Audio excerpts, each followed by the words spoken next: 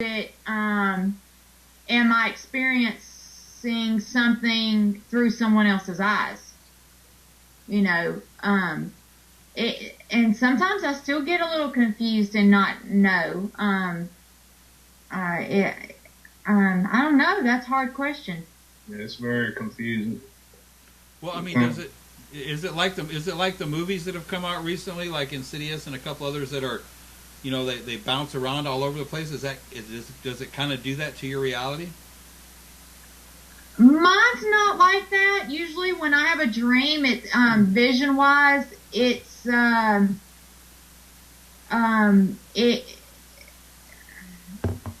I'm usually not bouncing around, no. Right. But if I have the dream like several times, then I know to pay attention. I mean, we have visions when we have a lot of same visions and dreams too, which is kind of eerie sometimes. Yeah. And here lately, we've been getting a lot. And trying to find out why it's happening, that's the tricky part. We know to pay attention, but we don't always know what it means.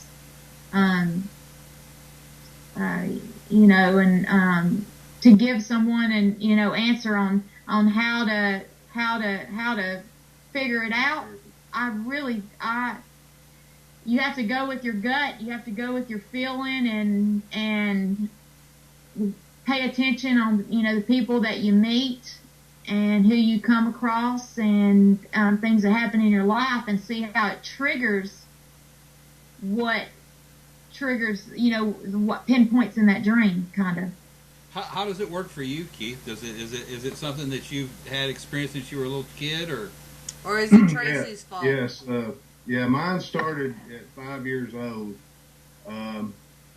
The first vision I ever had, that I recall, was end of time prophecy, which has come to me years later, sometimes 2-3 years later, sometimes 5 years later. I've had this same vision that I've had since 5 years old many times. And, of course, it's like I said, end of time prophecy. And, I've had other end of time prophecy visions.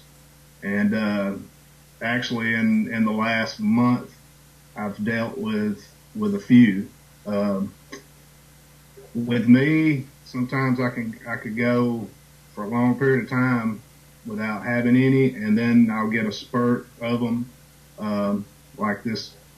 In the last couple of weeks, I had 4 nights in a row that I couldn't lay down and get any good sleep. No, and he pulls away. It's like I can tell. I can usually tell when it's happening, and I try and figure it out, for him. But sometimes it don't always work that way. And a lot of times it is difficult to deal with when it's not just a straightforward, in your face explanation. Right. In Tracy, would you? I want to ask this real quick. Do you think that the precognitive stuff, that's where the movie and some of the fiction that's been written about being psychic, that's the one thing that everybody kind of always expects, but it's one of the rarer gifts that's out there, isn't it? Yeah, I do believe. And, a lot of people, they see things on TV and they think that's the way it is. Me personally, I don't know the show that you're talking about, and I don't watch a lot of TV shows when it has to do with dream psychic mediums, even the paranormal, just because I use myself as a tool, and I go with how I feel and what comes to me. I don't, it's really a tricky subject. Yeah. Well, I'm just mean it's, people see it in the movies or they see it on television all over the place, whether it's a documentary or it's fiction, a fictional story. And people think that's how it really works in real life, but I mean, it's a very rare gift for somebody to be able to do it and talk about it. It is. You know, yeah. That's what I'm saying. As compared to being like clairvoyant or clairaudient, you know, there's a lot of people that are clairaudient or clairvoyant, but there's not a lot of people that do the whole precognitive thing accurately. Right, and you know, and who, you know, we all dream. We all have dreams, but do they all mean something? Exactly. You know, how do we prove it? You know, that we can't. You know, we can't prove it. But, you know, me personally, I feel that, you know, dreams come to us for a reason. And it's up to us to figure out, you know, why. I would agree. How about you, Pinky? Well, you kept mentioning Insidious. That was astral travel. That wasn't precog. True, but you know that's a fine line, isn't it, between the dream world and what would be considered the astral plane. I mean, in that sometimes. And you know, that's where I get my most, I guess, vivid dreams is right before you go to sleep and right before you wake up. Right before I wake up, I get very vivid dreams. Yeah. It just annoys me when you're into the dream and it's a really good dream. Oh, yeah. And even if it's like an investigation, you know, you get right there and something wakes you up and you try to go back and... Yeah, you can never go back and finish a story. I do. That does kind of annoy me. I have a few times, but not often. Have either one of you guys ever done a dream journal? I know that's something a lot of people talk about, where you write it down when you first get up, or you talk into a voice recorder when you first get up. You guys ever tried that? Keith is better at it than I am. Keith keeps a notebook by his bed. Me personally, I try to, but I'm guilty. I should. I mean, I try, but half the time I don't remember half mine. But Keith does. Yeah, I have to now. It's I have to scrape myself up out of the bed sometimes. You know, bad as I don't want to sometimes. But I might end up with a whole page or two to write down. But I have to make myself do it now. And also I have other friends, a couple of friends that's been having visions that we've been sharing similar visions. Well, that involves us too. Yeah. It's like we're all connected somehow. And you know, I'm trying to advise them to do the same. And even at the time, you know, first thing I look at when I wake up from it is the time. And I write down the time, the date, and every detail of it. Because I may lay back down and have another before the night's over. I've had 2 and 3 at a time in a night. But and like this, like I said, here lately in the last couple of weeks, I had 4 nights of it going on. And I couldn't get no rest whatsoever. It just was wearing me down. 4 nights in a row. Well, you had mentioned that they were like end of time style. Or I mean, are you like seeing like the Earth blowing up, or is this like a battle, or? I've been seeing a lot of military airplanes, unexplainable things in the sky, with military planes going towards them. These, if you want to say UFOs, for instance, one of them, I didn't realize till there was so much detail in it, I had to give the notebook to Tracey to start writing it down. And I wrote 4 pages. This dream, I had to write 4 pages. He was steadily talking, and I'm like, hold on. and there was 2 objects. There was 2 objects that made a hook. I seen them all of a sudden. They never got any distance away from each other. They stayed perfect in sync, and they came down and made a J and shot up. And then there's a patch of all different sizes, different types of military planes coming towards them. And when I got to that part of the vision and was telling her, I realized, you know, we realized at the same moment what the J meant. When I got to that and said the J, we just looked at each other in awe, and I was like, Jesus. We first said thing it at the same mind, time, and she's thinking it, and it's like, it was crazy. That's just the first thought that popped in her head. It is, there will be a return. Jesus Christ will return. And I truly feel, and with her feeling the same at that moment, it's just, we call it,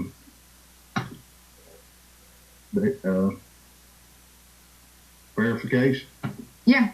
Validation. Validation. Confirmation. Yeah. Well, do you think it's because you guys are just so in sync? Yeah, you know, We've been very in sync. Oh man, we've had a lot of stuff go on. The last few, oh man, well, last month actually has been crazy. Same. It has really been, yes. I mean, just our energy together is amazing anyway, and people notice it. We went to the Weird Text Fest, and so many people just noticed it and approached us about it. But we've kind of been filming ourselves a little bit when we get these feelings, and we get stuff happening, which is crazy. Kind of a little. Yeah. Well, but things are like shooting and I mean, like orbs will be going, and I mean, I'm not an orb believer because I know what it can be, and but this is a lot of stuff, and it's happiness. It's like the most happy feeling I've ever felt in my life. Like all this means something, and I know that it's meant. We're meant to be. You know, it's all meant to happen, and all these visions that we're having is for a reason, and it is to help to other people to get, you know, our story across.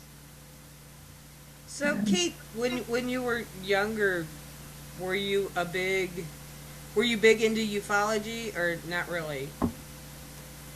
No, it was when I was younger. I just had my personal experiences that, it was up in my mid-teens before I sat down with my mother when some things were bothering me. I had an out-of-body experience. And I sat down with her and told her more. We had regained our relationship at the time. We'd been apart for a while. And so I'm catching up with her and explaining what's going on with me and my visions, my out-of-body experience, and being able to see. I had seen apparitions through the years. That started with me at 9. And that's when I find out, you know, my mother says, well, it's going to happen with you. It happens to me. And not only her, but my grandmother. She said, your grandmother has visions. And not only on that side of the family, but on your father's side, your grandmother has visions. And her mother before her actually had the gift of laying hands on people and healing. So that's when I knew I had to try to grasp on what I was and deal with. And it developed more and more through the years. At the age of 21, I had a visitation from one of my grandmothers. And I was in a house, kept myself in a house for 3 days, and I had a vision on the third day, and God spoke to me again. And when I woke up from the vision, I felt I woke up too soon, and I asked God, what did this one mean? Why don't you make it any more clear than it is? What are you trying to tell me? Well, I heard him speak again, and he said, get up and go see someone. And me and my mother had this connection a couple of times already, where she would call me up and tell me what I was going through. She would dream what I was going through and call and tell me that she knew this and that. Well, at that time, after I asked God, what does this mean? What are you trying to tell me? Or why don't you make it any more clear so I can understand? He said, get up and go see someone. A couple minutes later, the phone rings. I'm sitting there wondering, who am I supposed to go see? Well, it's my mother. And she asked me what was going on, and I told her a little bit. And I was drained. Every joint in my body was aching. I hadn't eaten or drank anything in 3 days. I was weak. Well, she told me to go to this clinic that I never stepped foot in before. And I got in the car, made it there, went in. It was full of people. They'd been waiting all morning. I wasn't there 5 minutes, filled out a couple of pages of paperwork real quick. They sent me to the second floor within 5 minutes ahead of everybody. And on the second floor, there's a bunch of people filling that room up waiting. I handed my paperwork to the nurse up there, and she said, well, come on through the door. Took me to a room in an office, not just a regular little doctor visit room, but a big office. Real nice wood desk, carpet, and fancy. I sat in there. They said he'll be in with you in a few. I sat there no longer than 5 minutes. This man walks up in the door, the doctor. And like so many people since then, I've had this eye contact with being pulled towards people. So this man stands in the doorway and stares me in the eye, comes walking up towards me and says, I don't want to know why you're here. I don't want to know your symptoms, nothing about you. So I already know. He said, I had a vision that I would be seeing you today. He had a vision of me. He asked me if I believed Jesus Christ was my Savior. I said, yes, sir. And he asked me to bow my head with him, that he wanted to pray for me. And when I bowed heads with this man, I felt his hands touch each knee. He put his hands on my knee. And as he was praying, I felt this heat start bubbling in my feet and oozed up through my legs, all the way through my body, out my arms, out my head. Like, I'd explain it as like lava seeping through me, running through me, through my blood, through my tissue, everything, and out. And I got up from that table. He said, now you get up. If you need to contact me ever again, feel free to anytime, don't matter. Now you get up off this table and walk out of here. I stood up off that table. All my pain, all my weakness, everything was washed out, washed away. I walked out of there like I was stepping on clouds. I couldn't even feel my feet touching the floor. That's when I learned what it's like to have hands laid on you, like I'd heard my grandmother had done for so many people. Right.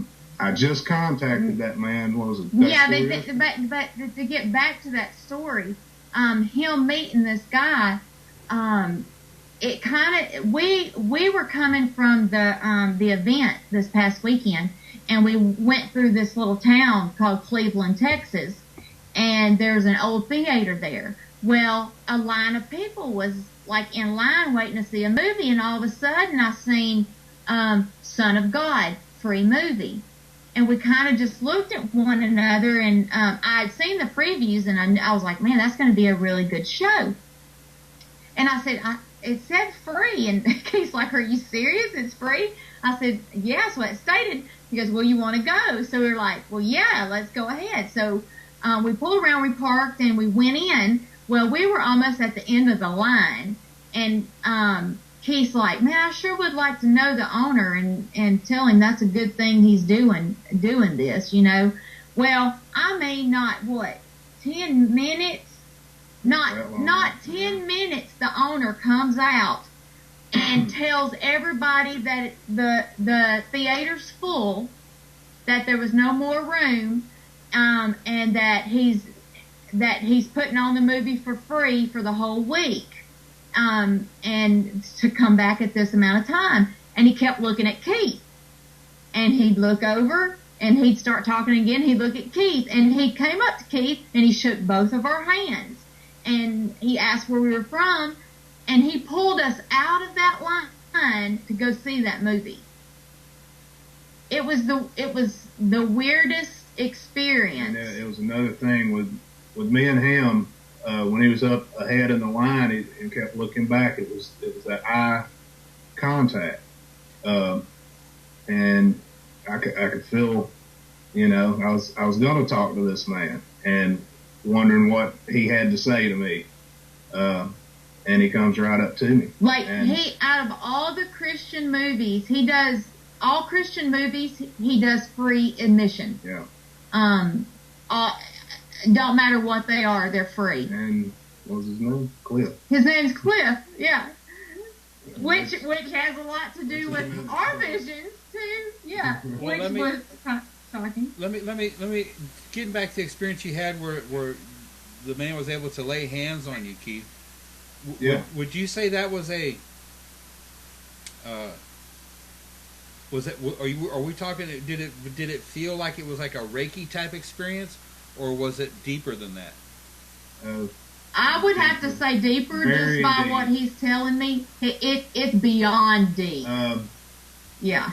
Well, you know what I'm saying. I'm trying to make sure the viewers can help wrap their heads around it. You know, if they, not everybody is of the Judeo-Christian faith, so they may not understand what you mean. So I'm just trying to give them a framework to go around with that.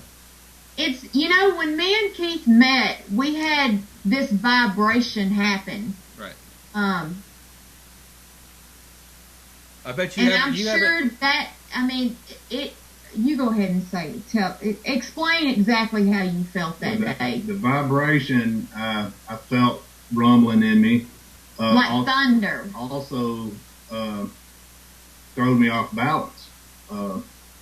Very, very off balance. And me and her, when we looked at each other, there was that pull, and I knew that either she had something to confront me with or tell me, or I had something that she needed to hear.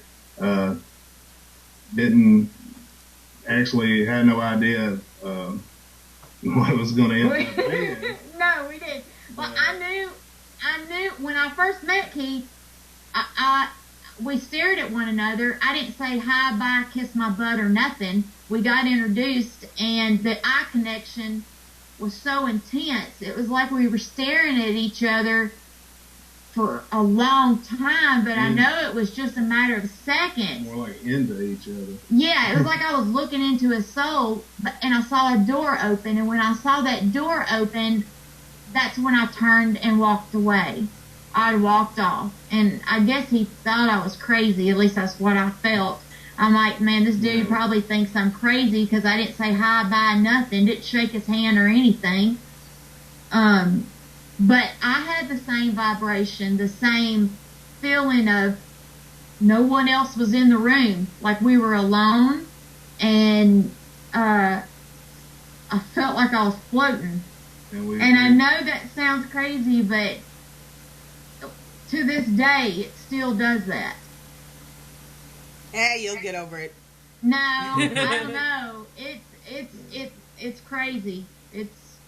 It's way out there. Well, and I know, and I'm going to ask you this question, Tracy. I know. In the past, you've really had to fight with the fibromyalgia, and I know when you've done readings for people, it's really drained you. That doesn't happen anymore, does it? Eric, you would not believe the difference.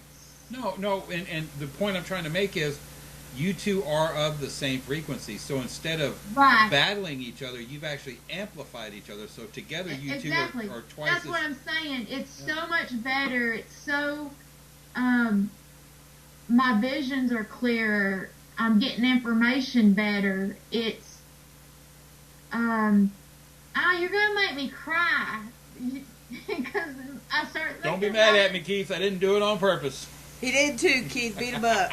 All right. I just, it's, I've struggled for so long with my abilities and things, and trying to adapt, and and even though I can help others, it's hard to help yourself. It's hard to find out, things that help you. Great. Now it's like I'm able to, help people adapt to whatever, but I've never been able to, nobody's been able to read me or comfort me or help me in any way, to an equal like I can put out, and I get that with Keith. Yeah. Don't cry, Tracy. We'll talk snow cones.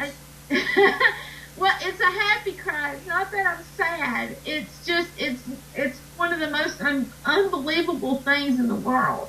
30 years. Seriously. So, after 30 years, this is your relief. You're supposed to enjoy this, Tracy. I know, that's the and point. I am enjoying it. Yeah. Yeah. Great, you made her cry. Now I got to slap you later. Yeah, all right. Well, I might like it. I might like that. Never can tell.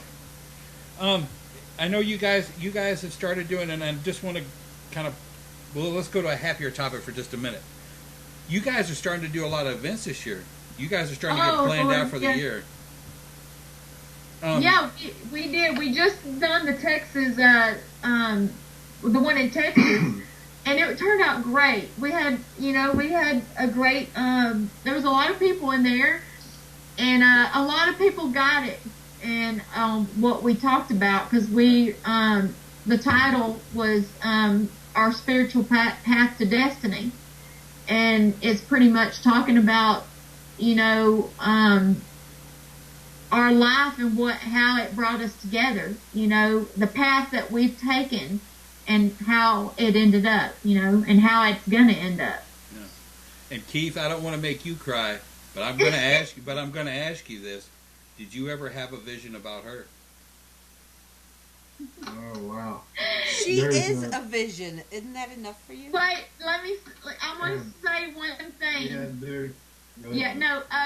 Before when I met Keith, and I felt the vibration and everything, and this was at Mid-South, it was probably 3 days later, and we didn't talk at the whole event at each other. I mean, we didn't talk at all. But we became friends on Facebook, and I was messaging him on Facebook 3 days after the event, and I erased what I wrote. And I typed something else and I erased it. I couldn't ever get anything that I wanted to write without sounding crazy, Well, while I'm writing, I get a message from him at the same exact time.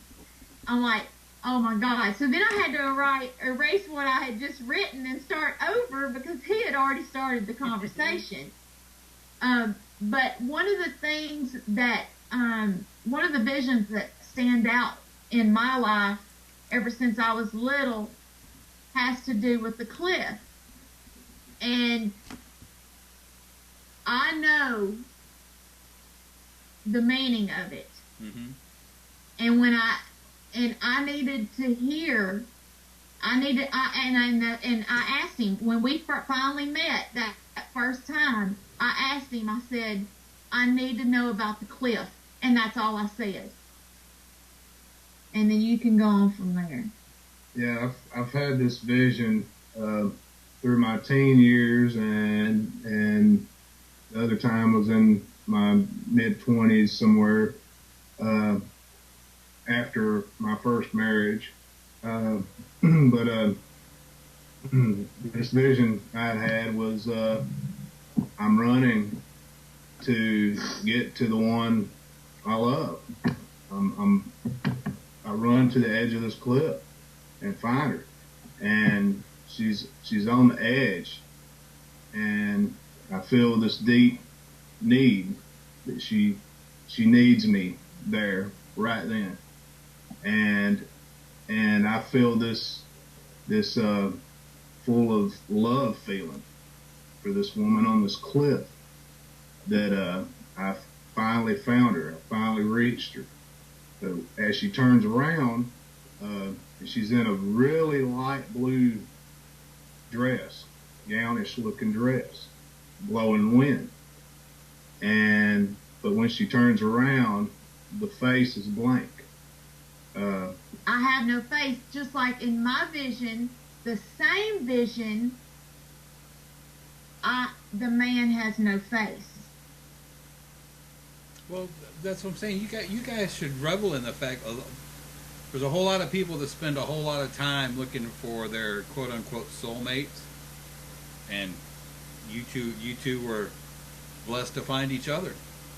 You know? Yeah, Keith gave me exactly to the detail of everything in that vision, with all I had to do is say cliff, and that's what I needed to hear.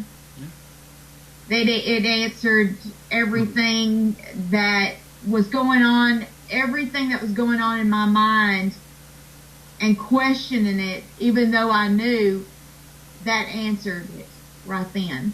Yeah. And there's also other visions of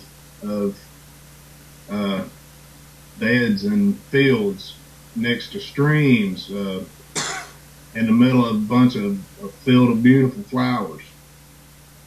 The bed, for me, it's been in a different area, each vision. But and no face again. When the woman's there, no face. There's been a couple that she wasn't even there, but I know that's who I'm searching for, and I'm waiting on. But no face.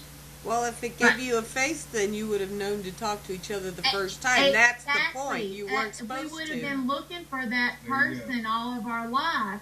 But I now have the vision of the face.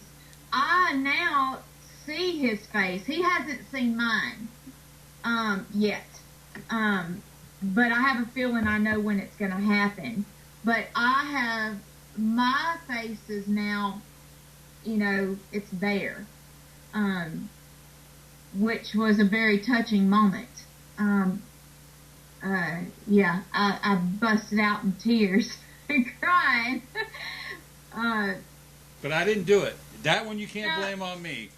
No, you didn't do it. I didn't do that one, Bob. But it was, because whenever it's like when you date people and you think, well, even though you don't see a face, you have to question everybody. But they don't have that touch. The touch ain't there. The smell, the feeling isn't there. When I met Keith, I was like, oh, please don't touch me. If you touch me, I won't let you go home. We've talked about that with you before too, though.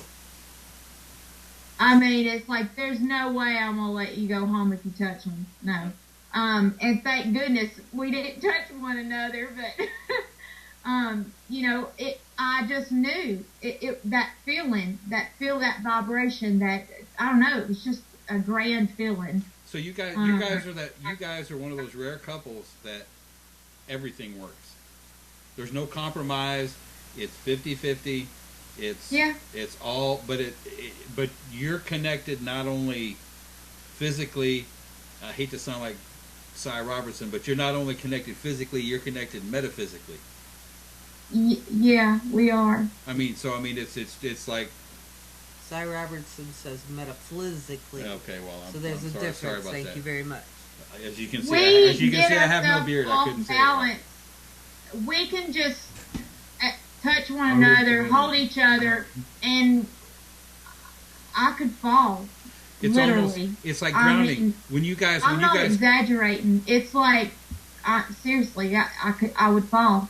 So it's like when you guys are actually touching, or you hug, and you both need a hug, you both reground yourself. It's just a reconnection. It's one of those rare things. Oh yeah, yeah, and it's almost it's magnetic, and it's I can't even explain it. I can't even explain how it feels. It's just so damn good. Don't start crying. I'll talk snow cones. I ain't even playing. No, I can't explain it. It's just a feeling I have never in my life experienced ever, except in my visions. And just so our viewers know, Keith, this isn't something you guys ever went into on the show either, was it? Did they ever talk about you never really talked about this on your show, did you? No. No, and a lot. Oh, go ahead. I've held back from talking about a lot of my experiences. But they're about to be unleashed. Matter of fact, after the day we met, we ended up on this panel, and I was one of my experiences. I didn't think I was ready to open up to until we got on that panel, and I turned, and looked into her eyes again, and felt that again. And something spilt out of me without even thinking about it. With no doubt, it's time to talk about this. Poured out of me, and that's the first time I talked. Like the comfort of the ease. Instant comfort. I wondered when I would be able to reach out and talk about this one subject, and bam, there it was. It was released, and I poured it out, and it was the experience of my out-of-body experience. Well, do you think I talked in front of people about it? Do you think that because you've actually started sharing it now, you've actually made room for more visions to come in behind it? Oh yeah. Yeah. Because that's that's something that was really starting to eat at me, because I have waited so many years to do what I was told to do when I was 13. When I had my out-of-body experience, God spoke to me, and where I went was not pleasant at all, and the devil was there too. Satan was there first, and it was the most miserable, uncomfortable feeling of regret, guilt, loneliness, everything balled up into one. And I was in darkness. I was trapped in darkness. And as I started begging for mercy, speaking to God, a comfort came over me. And that's when Satan left the picture, and God spoke. And he told me, he said, you're going back. You have another chance. You will be one to tell the world of it.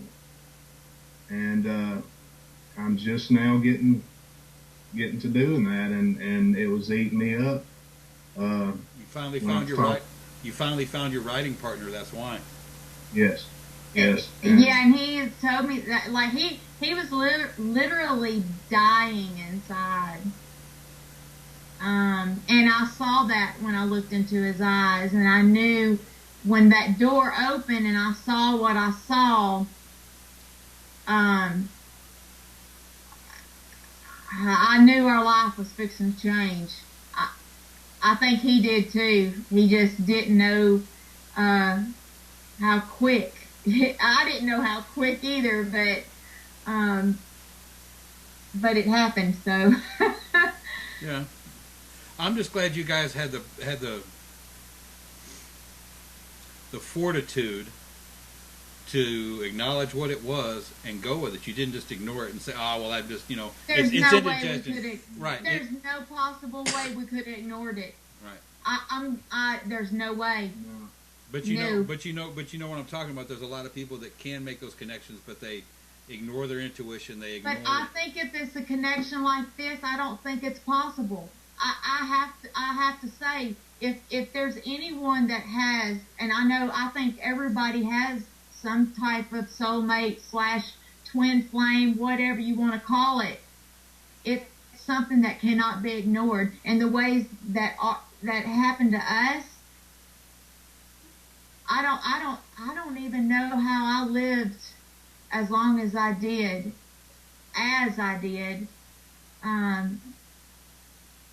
without him in my life. I can't even imagine life without him now. Well, Tracy, I want to let you know that a couple of our favorite people are sitting in the chat room. First of all, Oh, are they? I'm not in chat right now. First Wait, of hold all, on. there's Mary, who is heading for the Oh, wait, Shanley Mary. tomorrow. She's spending the night at the Shanley tomorrow. Hey, Patty. Yeah, and Patty, your sister from another mister. Yeah.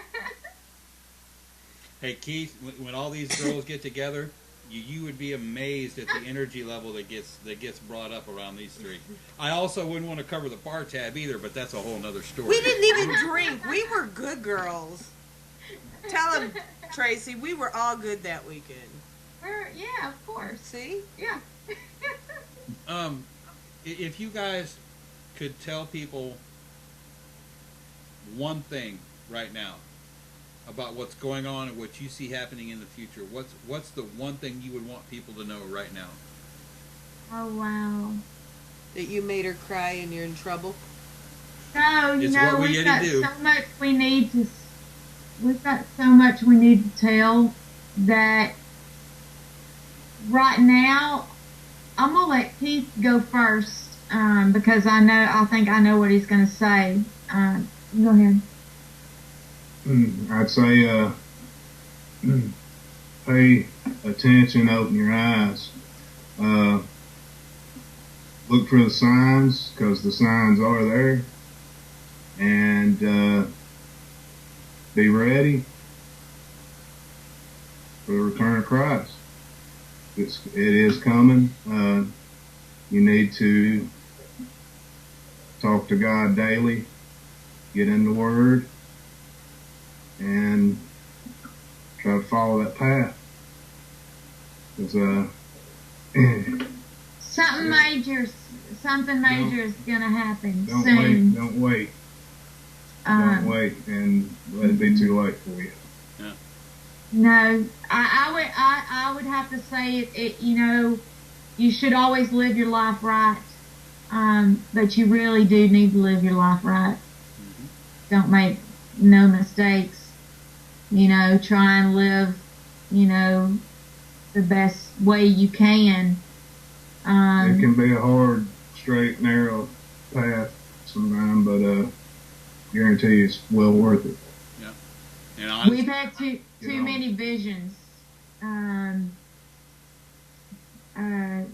that we just know time. It's all about time, and it's coming. Mm-hmm. Well, we've come kind of to the end of our show right here, but you guys are going to be on Just Saying on Monday, right? Yeah, let me see. Oh, I got my little iPad here. Let me see here. It's hard for me to keep up with all my stuff lately. Oh, there is no let me see. It's yes, I will be there because Kim will hunt me down. Wait, no, we have one on Monday? Yes? Oh, the 7th. No, it's the 7th, isn't it? I don't know. Yeah, it's April 7th with Is it Kim. April 7th? Yes. I don't know. I got the wrong book. Oh. I got it on April 7th. Anyway, people can come back on the 7th, and y'all can pick this up from where we're leaving this right here. Yeah, because there's a lot that we didn't get into to explain a little bit more about some stuff. So yeah, we need to hurry up and write our book because. Well, and I want to thank you guys. I want to thank you guys for coming on because I knew this would get. I didn't mean to make you cry, but I knew this would get very deep, very quick. Because very deep, yeah. Because believe me, and because Tracy, you've been around us, I have the same kind of connection that you have with Keith, I have with Kim. It's the redhead thing. I know. Tell him, Tracy, it's the redhead thing. I know. No, that's just a bonus. That's just a bonus. That's just a bonus. But, you know, seriously, I mean, and it's so very rare when you find that in your life that you need to revel in it, you need to enjoy it. You need to, like Keith said, you need to open your eyes and pay attention to what's going on around you. That's right. And you have to lead by example. You have to let people know and see, you know, because there's so many people that don't believe and they've lost hope. There's so many people that's lost hope. And maybe that's why you guys were brought together, is you're here to bring the hope and the light back to the people. And that's another story that we need to get, because the hope thing has a lot to do, and Keith has that story, and it's a good one. Yeah. But we'll get that on the 7th, because right now we got to get out of here. Thank you guys for coming on. Yes, it did. You guys, thank you for coming on. Stick around, because I want to talk to y'all for a little bit afterwards.